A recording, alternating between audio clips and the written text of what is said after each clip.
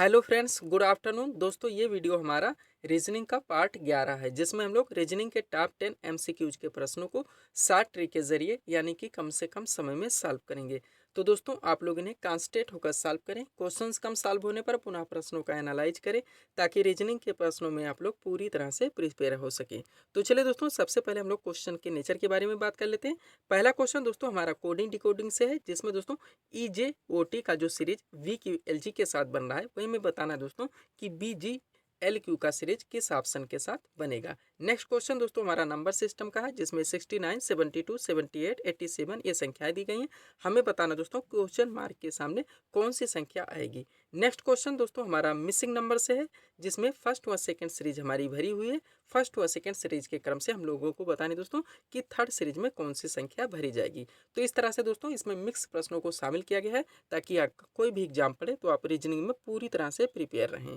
दोस्तों, रीजनिंग के क्वेश्चंस आपके लगभग सभी वनडे एग्जाम्स में, चाहे SSC GD हो, MTS हो, CHSL हो, CGL हो, CPO हो, NTPC हो, बैंक हो, रेलवे हो, आर्मी हो, CRPF हो, CTET हो, UPSSC से जुड़े विभिन्न वैकेंसीज हो, वह सभी स्टेट के पुलिस कांस्टेबल के एग्जाम्स हो। इसके अलावा दोस्तों UPSC से लेकर स्टेट PCS तक आपके सभी एग्जाम्स में रीजनिंग के क्वेश्चंस पूछे जाते हैं। तो दोस्तों आप लोग रीजनिंग में पूरी तरह से प्रिपेयर होने का प्रयास करें। चलते हैं दोस्तों हम लोग क्वेश्चन नंबर 1 की ओर। क्वेश्चन नंबर 1 दोस्तों हमारा एनालॉजिस है, यानी हम लोग को समरूपता बताने हैं।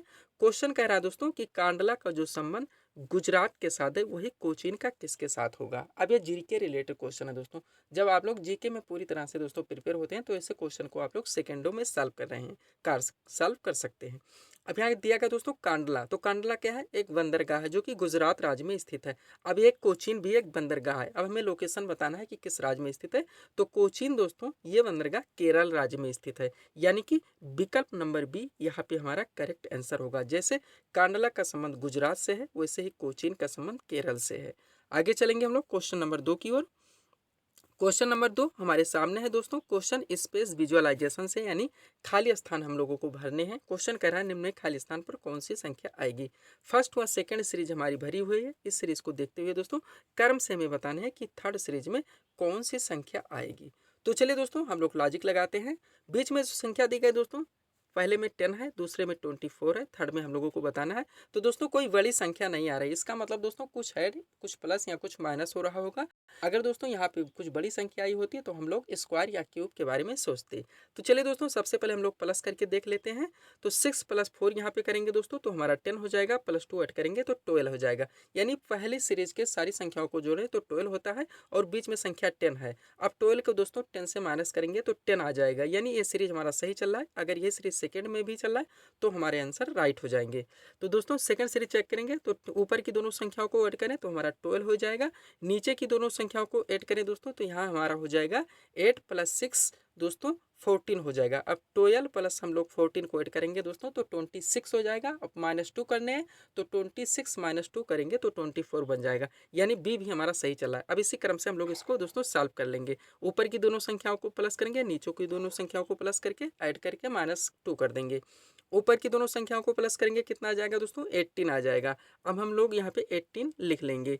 अब 18 हो गया दोस्तों, प्लस बीच में लगा देंगे। उसके बाद 10 + 12 करेंगे तो 22 हो जाएगा। अब 22 दोस्तों यहाँ पे है और 18 यहाँ पे, दोनों ऐड करेंगे तो 40 हो जाएगा। अब 40 माइनस दोस्तों यहाँ पे हम लोग 2 करेंगे तो कितना आ जाएगा दोस्तों? 38 हो जाएगा। कितना हो जाएगा? 38। अब विकल्प चेक करेंगे तो यहाँ पे दोस्तों सी नंबर विकल्प हमारा राइट आंसर होगा। उम्मीद करते हैं दोस्तों ये क्वेश्चन भी आप लोगों को पूरी तरह से समझ में आ गया होगा।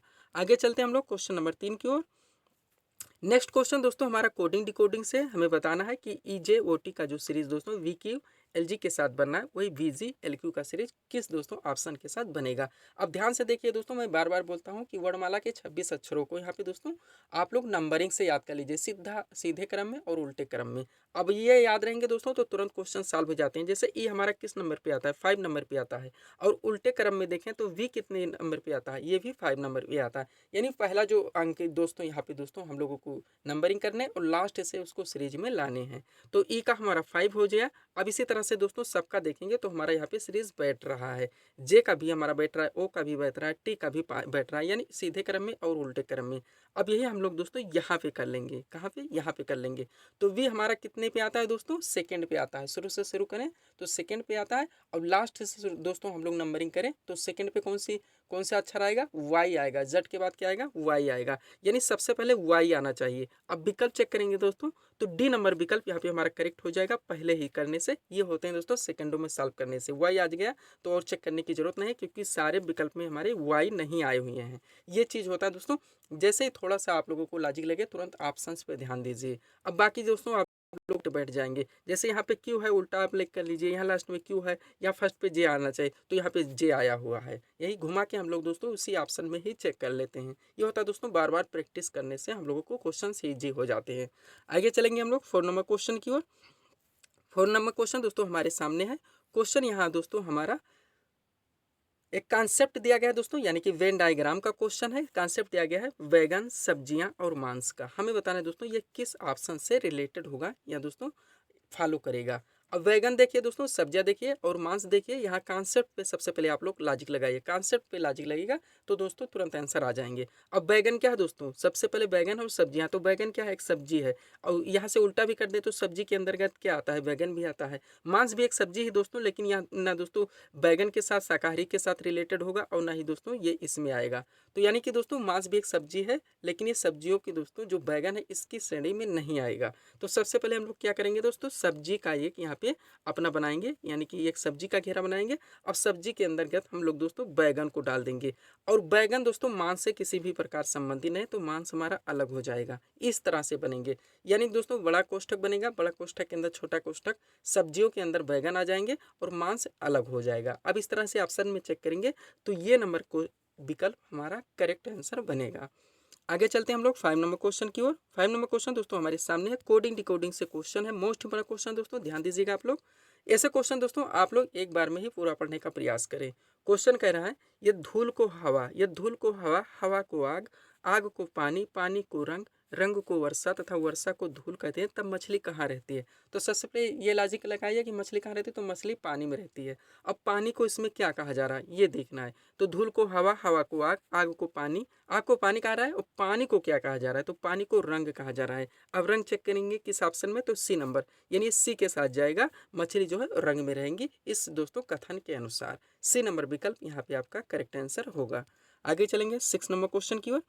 6 नंबर क्वेश्चन हमारे सामने क्वेश्चन नंबर सिस्टम है दोस्तों। चैप्टर पे आप लोग विशेष ध्यान दें दोस्तों, क्योंकि चैप्टर याद रहेंगे दोस्तों तो हमें ये मालूम रहेगा कि किस चैप्टर से और कितने चैप्टर से हमारे किस तरह के क्वेश्चन पूछे जा रहे हैं और कितना कवर हो रहे हैं। अभी नंबर सिस्टम से है दोस्तों, एक सीरीज दी गई है।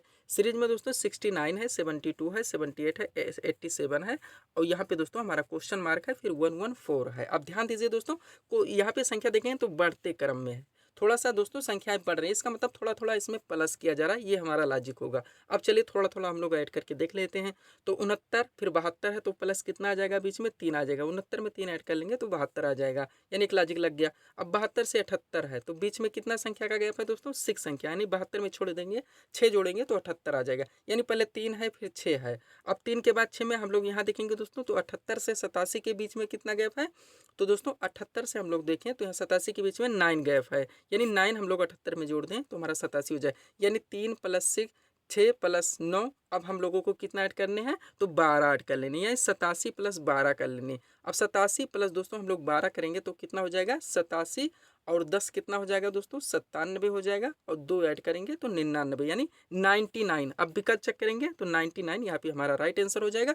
अब इस बार हम लोग कितना ऐड किए हैं दोस्तों यहाँ पे, तो हम लोग यहाँ पे 12 ऐड किए हैं। अब 12 के बाद दोस्तों हम लोग 9 के बाद 12 ऐड किए। अब 12 के बाद दोस्तों 99 में हम लोग अगर 15 ऐड कर लेते हैं, यानी आगे की संख्या, तो हमारा 114 यानी लास्ट संख्या आ जाती है। तो इस तरह से हम लोग चेक भी कर सकते हैं। तो 99 यहाँ पे हमारी संख्या भरी जाएगी। बी नंबर विकल्प यहाँ पे हमारा करेक्ट आंसर बनेगा। आगे चलते हैं 7 नंबर क्वेश्चन की ओर। नेक्स्ट क्वेश्चन दोस्तों विभिन्नता बताने से यानी डिफरेंसेस बताना है, क्लासिफिकेशन का क्वेश्चन है। क्वेश्चन कह रहा है निम्न में भिन्नार्थक शब्द का चयन करें। क्वेश्चन पे ध्यान दीजिएगा। सबसे पहले हार्ड सॉफ्ट है, फिर लॉन्ग हाई है, स्वीट और शोर है, पॉइंटेड और ब्लंट है। हिंदी में बात करें दोस्तों तो कठिन है, मुलायम है, लंबा है, ऊंचा है, मीठा है, खट्टा है, नुकीला है, कुंद है। ये चीज़ ध्यान देंगे तो क्या है दोस्तों, एक शब्द दूसरे शब्द का अपोजिट है, यानी जो सीरीज सीधे शब्द यानी सिनोनिम्स और एंटोनिम्स से दोस्तों बना हुआ है वो हमारा करेक्ट जाएगा। जो डिफरेंस से जाएगा दोस्तों वही हमारा आंसर बनेगा। तो ये कठिन का दोस्तों क्या दिया है, हार्ड का शार्प दिया है। इंग्लिश पे जरूर ध्यान दें दोस्तों, क्योंकि यही आप लोगों को क्लियरिटी देता है। कठिन मुलायम से ना समझ में आए तो हार्ड और सॉफ्ट, ये आपका सिनोनिम्स एंटोनिम्स बन गया है। ए नंबर यहाँ पे आंसर नहीं होगा। बी नंबर लॉन्ग और हाई है, लॉन्ग है, लंबा है, उच्च है, ये दोस्तों आप लोगों का सिनोनिम्स ही है, एंटोनिम्स नहीं है, तो बी यहाँ पे कट जाएगा। अब सी और डी चेक कर लेंगे तो श्योर, स्वीट और सोर है यानी मीठा का खट्टा हो जाएगा, ये भी बिल्कुल सही जाएगा। उसके बाद पॉइंटेड ब्लंट है, नुकीला का दोस्तों एंटोनिम्स क्या होता है, यानी कि विपरीतार्थक विलोम, तो कुंद होता है, तो डी भी सही जाएगा। यानी कौन सा इसमें एक डिफरेंस है, तो बी नंबर विकल्प डिफरेंस है। लॉन्ग हाई ये डिफरेंसेस है दोस्तों, तो बी नंबर विकल्प यहाँ पे हमारा करेक्ट आंसर हो जाएगा, क्योंकि बी नंबर विकल्प ही इसमें दोस्तों सबसे अलग है। आगे चलेंगे क्वेश्चन नंबर 8 की ओर। 8 नंबर क्वेश्चन दोस्तों हमारे सामने एनालॉजी से हमें समरूपता बताने हैं। क्वेश्चन पे ध्यान दीजिएगा दोस्तों। क्वेश्चन कह रहा है हीमोग्लोबिन का जो संबंध आयरन से है क्लोरोफिल का किसके साथ होगा, जो संबंध लोहा से क्लोरोफिल का किसके साथ होगा। अब यहाँ पे दोस्तों ये जनरल साइंस का दोस्तों जी के रिलेटेड क्वेश्चन है। तो हीमोग्लोबिन क्या दोस्तों एक तत्व है, किसमें दोस्तों हीमोग्लोबिन किस में पाया जाता है, ये पूछा जाता है। तो जो है ये किस में पाया जाता है, तो ये आयरन में पाया जाता है। किस में, आयरन में, यानी लोहा में पाया जाता है।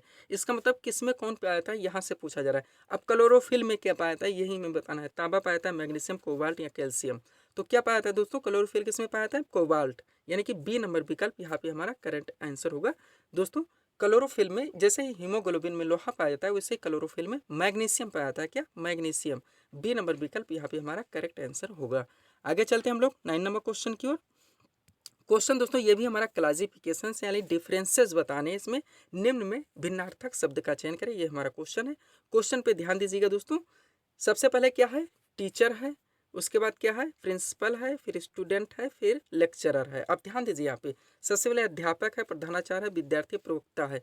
अब इसमें कौन सा अलग हो जाएगा दोस्तों, तो अध्यापक, प्रधानाचार्य और प्रयोक्ता, ये सब दोस्तों क्या है, ये सब इनके दोस्तों कर्मचारी कहाँ के दोस्तों, कॉलेज के या स्कूल के। बाकी विद्यार्थी या स्टूडेंट एक शिक्षा लेने जाता है, तो ये हमारा अलग हो जाएगा यहाँ पे सी नंबर। बाकी तीनों दोस्तों कहाँ के हैं, विद्यालय के कर्मचारी हैं। और जो स्टूडेंट है दोस्तों ये वहाँ पे शिक्षा लें, यानी ये शिक्षा देने का काम करते हैं, शिक्षा लेने का काम करता है।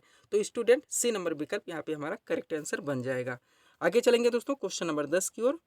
10 नंबर क्वेश्चन दोस्तों हमारे सामने सार्थक क्रम, यानी दोस्तों शब्दों के सही जोड़े बनाने हैं, क्रम बनाने हैं कि पहले क्या हो सकता है, उसके बाद क्या हो सकता है, उसके बाद क्या हो सकता है। ऑप्शन में क्या है, शिशु है, वृद्ध है, प्रौढ़ है, युवा है और बालक है। मोस्ट इंपॉर्टेंट ऐसे क्वेश्चन पूछे जाते हैं दोस्तों। तो इनमें सबसे पहले क्या आएगा, शिशु, वृद्ध, प्रौढ़, युवा और बालक। तो सबसे पहले दोस्तों शिशु आ जाएगा, सबसे पहले क्या आएगा, शिशु आएगा। अब शिशु हम लोग ऑप्शन में चेक करेंगे तो दोस्तों यहाँ सी नंबर हमारा करेक्ट आंसर मिल चुका है, तुरंत ऐसे ही ले लिए जाते हैं। अब शिशु के बाद इसको चेक करेंगे तो कौन सा आएगा दोस्तों, शिशु के बाद हमारा आएगा बालक, यानी एक के बाद 5 आना चाहिए, एक के बाद 5 चल रहा है। उसके बाद क्या आएगा, बालक के बाद क्या होगा, युवा होगा, यानी 4 आएगा, तो ये भी सही चल रहा है। युवा के बाद क्या होगा दोस्तों, प्रौढ़ होगा, यानी 3 आएगा, तो ये भी सही चल रहा है। लास्ट में क्या होगा, वृद्ध आएगा, लास्ट में वृद्ध आएगा। तो 1 5 4 3, 1 5 4 3 और 1 दोस्तों यहाँ पे, सॉरी दोस्तों थोड़ा सा ऑप्शन में डिफरेंस हो गया है। सबसे पहले दोस्तों यहाँ पे हमारा 1 आएगा, 5 4 3 और लास्ट में दोस्तों 2 लिखा हुआ है, यहाँ मिस प्रिंट होगा, लास्ट में क्या आएगा दोस्तों, 2 आएगा, 2 पे वृद्ध है। 1 5 4 3 2, यानी सी नंबर विकल्प यहाँ पे करेक्ट आंसर होगा। सबसे पहले शिशु, शिशु से बालक, बालक से युवा, युवा से प्रौढ़ और लास्ट में वृद्ध। तो ये थे दोस्तों इस सीरीज के टॉप एमसीक्यूज के प्रश्न, जिसको हम लोगों ने यहाँ पे सॉल्व किए हैं। उम्मीद है दोस्तों आप सभी लोगों ने सॉल्व किए होंगे और देखे होंगे कि यहाँ से आपके कितने प्रश्न सही हो रहे हैं। तो दोस्तों इसी तरह के वीडियोस के लिए आप हमारे चैनल शिव कृपा क्लासेस से जुड़ें, वहाँ चैनल को सब्सक्राइब करें ताकि हमारे द्वारा दिए जाने वाले सभी वीडियोस आप क्रम से सबसे पहले देख सकें। तो मिलते हैं दोस्तों नेक्स्ट वीडियोज़ में। Thanks for watching.